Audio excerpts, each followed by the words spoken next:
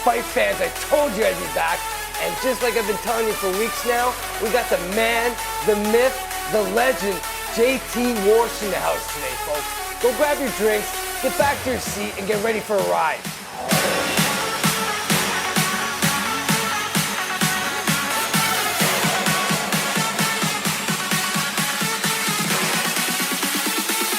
Sucker Punch.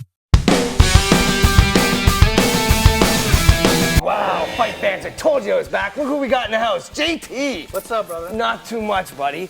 You know, you've been in this sport longer than most fighters. You've been in the trenches, you've been battling, but then there's companies out there that twist things and mold it to the way they want to see it. I've got you here today because I want the truth about Ortiz. Everybody knows Tito, but everybody hears what the UFC wants to hear because they're so big. Give us your side of things. The truth about Tito Ortiz. That's it. We want the truth. Well, for the people who really don't know who Tito Ortiz is, he is single-handedly the biggest name in mixed martial arts. For sure. You have Hulk Hogan and The Rock for professional wrestling. You have Mike Tyson and Muhammad Ali for boxing. But for mixed martial arts, you have one man, and it's Tito Ortiz. And people are watching this right now and they're like, how could JT make a statement so bold and not feel any ways about it? The reason I'm saying this is that company put their lifeline on the shoulders of Tito Ortiz. Yes, they did. And how could I say that? Because it's facts. You can go back into history, you can even go on YouTube, you could read books. Dana White used to be the manager of Tito Ortiz. Before Zuffa even bought that company, they put their money, they put everything on his shoulders to ride it out to see if that company could be viable. And in 2002, when he fought Ken Shamrock at Vendetta, that was single-handedly the biggest turning point in mixed martial arts history. Not in 2005 when you had the Ultimate Fighter finale with Griffin and Stephan Bonner and Diego Sanchez and Kenny Florian. Those were great fights. Those are all warriors. But the Tito Ortiz-Ken Shamrock feud saved that company, and it put the sport on the global scale for people to really understand what MMA is all about. And Tito Ortiz is the man who did that. He is, and if it wasn't for that battle that they had, we might not have had an Ultimate Fighter a couple of years later, would we? It would have happened. And the whole thing that people don't realize is, you know, when you watch that DVD that they put out called Bad Blood, that paints Tito Ortiz to be something that he's not. He's not a greedy individual. He's not an egomaniac. He's not this evil individual. You know, he stood up for what he felt was right. And if it wasn't for him standing up back in those days when he had his holdout, and Dana was holding out with Tito against SEG, who used to own the UFC, he was fighting for Tito to get more money. And then afterwards at UFC 84, when Tito had his falling out with the UFC and Dana, like, Tito was greedy. Contradictory. It makes absolutely no sense. The president of the company is fighting for the individual to make more money, you know, and then they have a holdout. And then when he becomes the president of the company and Tito wants more money because his star is rising, then they call him greedy. And then they try to beat him down to make him seem like he's this egomaniac, greedy individual who only thinks about himself. That is the farthest thing from the truth. That's why I'm here. Okay, I get what you're saying right there, and I believe everything you're saying. Yeah. So why don't we give all these viewers a little taste on how you and Tito became a team? It was a lot of work. 2006 up until 2012, 2006 to 2011, Tito had a losing streak. It had nothing to do with his ability as a fighter, because we know his abilities. Dangerous individual. When he's focused, he's on point. The reason Tito had a losing streak and most of his losses were not knockouts, he wasn't beaten down, they were split decision losses. They could have gone either way. But the reason he was going through that downslide is because he had personal problems going on at home.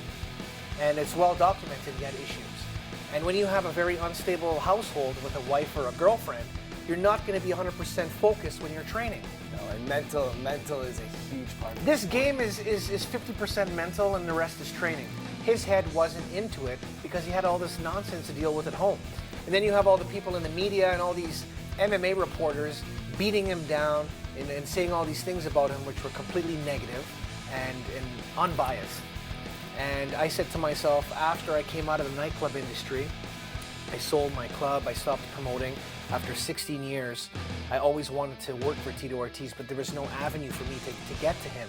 I was an admirer, I was a fan, I was a supporter, and I saw everything online with the blow-up of social media, that there had to be an avenue for people to go to be positive about Tito Ortiz and to talk about his accomplishments, because he was the pound for pound, in my opinion, one of the most dangerous light heavyweight champions of all time. Defended the title 5 times, was destroying people. Remember the Evan Tanner fight? Yes, He destroyed him. Yuki Kondo, Elvis Sinisek, Matyushenko. He just destroyed people. and he, to this day, he still can do that. Yes. Look what he did to Bader.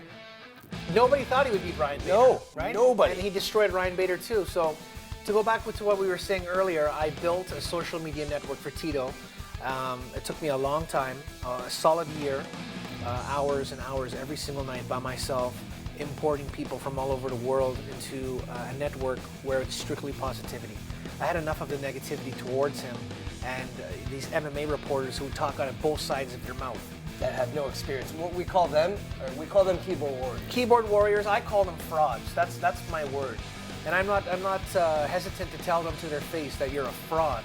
You know, because, you know, to Tito's face, oh, dude, I love you, and they kiss his ass, you know, then behind his back, you're talking all the smack. For sure. You know, and I'm not about that. There's no gray area. It's either black or it's white.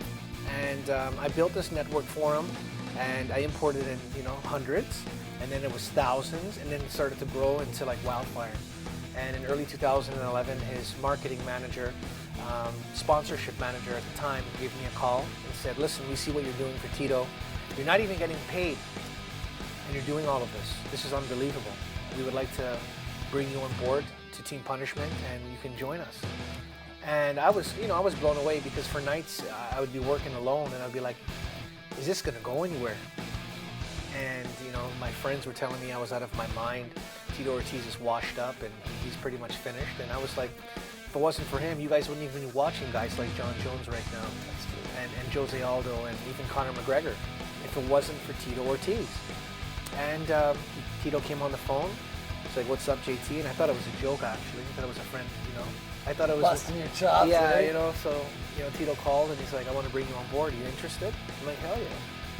It's all good. And then he hired me in early 2011. And then in July, he beat Ryan Bader. And we started a relationship as, he was my boss and I was an employee. And then we became acquaintances. And then, you know, after a little while, we became friends. And now he's like my brother. Yeah. We're that close.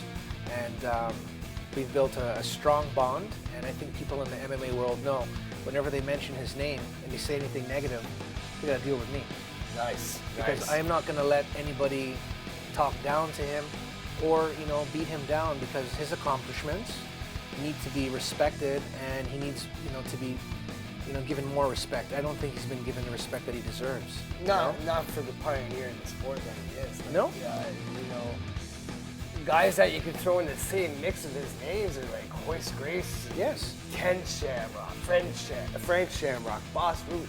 These are all guys that built the sport, and Tito's one of those lead forerunners. You have like Mount Rushmore of mixed martial arts, like you have the Presidents of the United States. Mm-hmm. You know, the Mount Rushmore of mixed martial arts, in my opinion, you know, Tito Ortiz, Ken Shamrock, Hoist Gracie, and Randy Couture.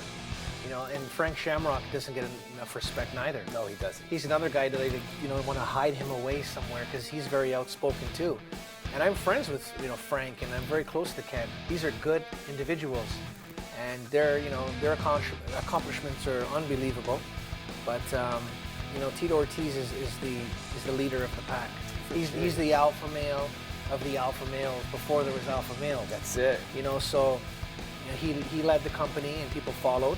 And globally, he's the biggest name in mixed martial arts. And I say this because when I travel across the world, you know, and I meet people who have no idea about MMA, they think it's still cage fighting. There's a lot of people, you know, baseball, football, hockey is a global thing. Everybody knows about it, boxing. But when you talk about mixed martial arts, there's a lot of people that don't know what the sport's all about. And I asked them, have you ever heard of Tito Ortiz? And the average person, oh yes, that's the cage dude who beats people with the blonde hair. He was on The Apprentice. That guy? Yeah, that's him. People know his name and they know his brand. And I make the statement in all my interviews, you could take 4 current champions. No disrespect to these guys, because any guy or woman who gets into a cage is a warrior. You know, you have Demetrius Johnson, and you can take TJ Dillashaw, Jose Aldo, even Chris Weidman. And you can put them on the right side of the street. And then you can take Tito Ortiz and put him on the left side of the street. Tito hasn't been a champion since 2003. These are current champions. I guarantee 50 to 60 people will veer to the left to see him before they veer to the right to see all those people. Oh, for sure. And those are current champions. And they're killing people right now, these guys, these champions. But the difference between those guys and Tito is one built the sport. He's a brand, and those are fighters. And that's people don't realize. You have superstars, and then you have just fighters. And he took it upon himself to take his success and turn it into his own personal brand, which is Punishment Athletics, which is his management company, and you know, he's doing movies, and he's a global brand.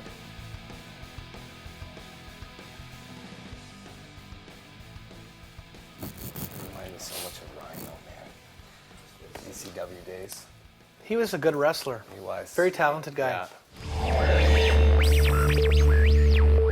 Damn, didn't that just get you giddy, JT, hanging out with us, Sucker Punch Nation? Guys, I gotta go way past my time. Just do me a favor. Always, always keep your hands up!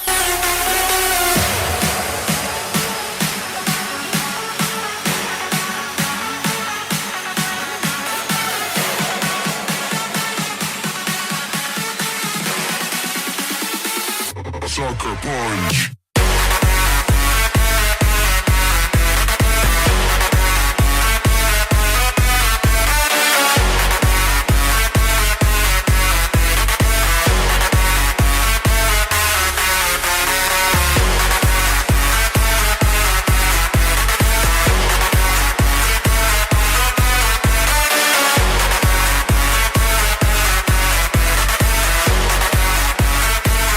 Sucker Punch.